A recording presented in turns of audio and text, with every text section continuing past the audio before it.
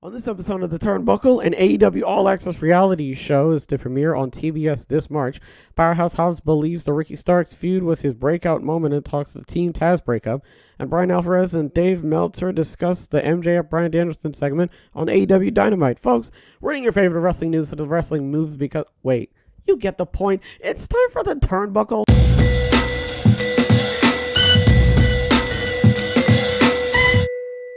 Tony Khan's important announcement on Dynamite was the launch of a new AEW reality show set to premiere next month. Khan had Adam Cole make the announcement during Wednesday's show that AEW All Access will premiere sometime in March and would air following AEW Dynamite. Variety reported right after the announcement was made that names such as Cole, Britt Baker, Sammy Guevara, Ty Conti, the Young Bucks, Saraya, Wardlow, and Eddie Kingston will be appearing on the one-hour show. A premiere date has not been set. We're always looking for new ways to engage with fans and give them unique access to our incredible talent, Khan told Variety. With the new AEW All Access series, they'll have a chance to peek behind the curtain and into the lives of their favorite wrestlers like never before.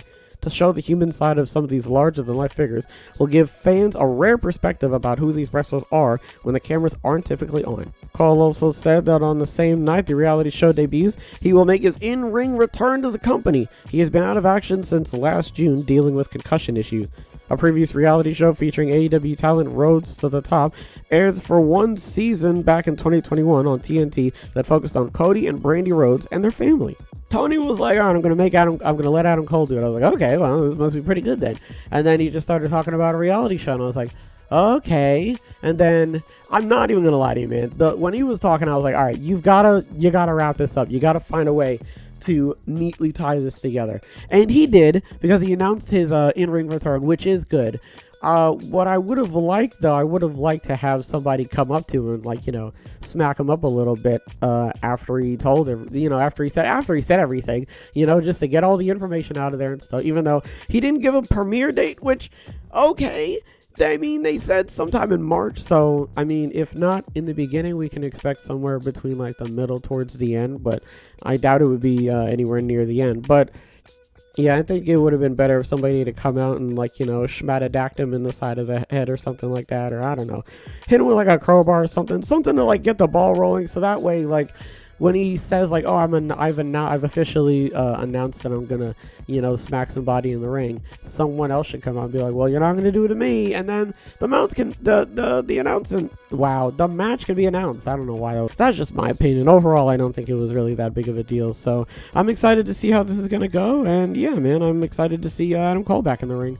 Next, we're going to talk about Powerhouse Hobbs and how he believes the Ricky Starks feud was their breakout moment and talks the Team Taz breakup. Ricky Starks and Powerhouse Hobbs were both part of Team Taz for well over a year, yet last year on a July episode of Dynamite, Starks lost the FTW Championship to Hook. Hobbs turned on Starks, and the group formed by the human suplex machine Taz came crumbling down. Following the surprising betrayal, Starks and Hobbs would feud for several months, and on Busted Open Radio today, Hobbs reflected the importance of that rivalry and why he thought the breakup was inevitable. For me personally, it was a breakout moment because I think being in the Team Taz, myself, Ricky, and Hook, we were all kind of going our separate ways, Hobbs explained. For me and Ricky, it was either we were going to sink or swim, and I think we both came out swimming. Starks and Hobbs stepped into the ring with one another twice following their breakup. In their first encounter at All Out, Hobbs walked away with a victory in a surprisingly quick fashion, but at AEW Rampage Grand Slam, Starks evened the score, beating Hobbs in an unsanctioned lights out match. Since their bouts, Starks has gone on to challenge for the AEW World Championship against MJF, ultimately failing to the title holder, and a high-profile feud against Chris Jericho. While Starks has been one of the most featured stars on AEW television in recent months, it's been back to the drawing board with Powerhouse Hobbs.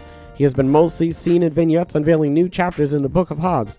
His last match was on February 20th against Sal Muska. He's on, what was it, Dark, I think? I'm glad that he's on Dark. I'm glad that he is wrestling, I'm glad that he was wrestling recently. I just feel like, if you can do it to Ricky, and no shade to Ricky, but like, I feel like Ricky and like both of them, you can do it to both of them.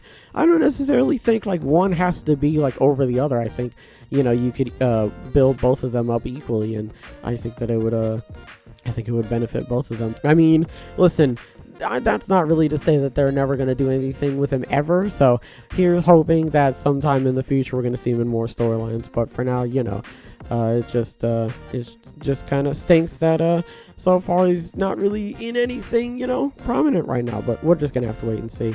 Finally, we're going to talk about Brian Alvarez and Dave Meltzer giving their thoughts on the MJF Danielson segment on Dynamite. Dave Meltzer and Brian Alvarez discussed the MJF Brian Danielson segment that took place on Wednesday's Dynamite. The segment had MJF interrupt Danielson to talk about how he had been abandoned by everyone he loved until he found one person who he proposed to, only for her to break up with him. Both Meltzer and Alvarez on Thursday's show wondered if it was true, as MJF has used moments in his personal life in promos, so some of the details have been embellished or changed. MJF told Danielson that he hated him because he has a wife, family, and children, yet despite having serious injuries in the past, continues to wrestle and thus loves wrestling more than his family. After MJF went into the camera and spoke directly to Danielson's children, despite Danielson warning him not to do so, MJF entered the ring where the two ended up in a pull-apart brawl. Alvarez thought that Danielson had waited too long to attack MJF. Danielson has to stand in the ring while MJF is giving a message to his children by name, Alvarez exclaimed. Bro, I would have ran into the ring and beaten the crap out of this guy. In the end, both thought it was a good angle to hype their upcoming 60-minute Iron Man match at AEW Revolution on March 5th. I thought it was a great angle, actually, Meltzer said. Alvarez called it an excellent go-home angle. Absolutely, Meltzer said. It's been well built, but I think this really drove it home. This was really good business, I thought. Alvarez has a point. I don't necessarily know why. So, MJF was like, oh, some your children, and that promo was always great. And he was like, your children, and Danielson was like, hey, if you talk about my children, I'm going to kick the shit out of you. And MJF was like, and then did it anyway, which I love. And then nothing happened, and I thought he was going to run out and start backing him up, and he didn't. And then MJF went in the ring and started talking about onset CTE, and then Danielson Peter popped him. And then the security came out, and I really like this. I like this version of a pull-apart brawl. I like how, it starts out as, heated arguments, and then once the brawl actually happens, it feels a bit more impactful because of all the stuff that they said to each other leading up to it, instead of just, man come out, man say he bad, other bad man come out and go, you're bad too, and then they smack each other, and then the pull-apart brawl. You can kind of, see when it happens. This one, I didn't really expect a pull-apart brawl. I thought it was just going to be Danielson beating MJF up, but I like the way that this is going so far.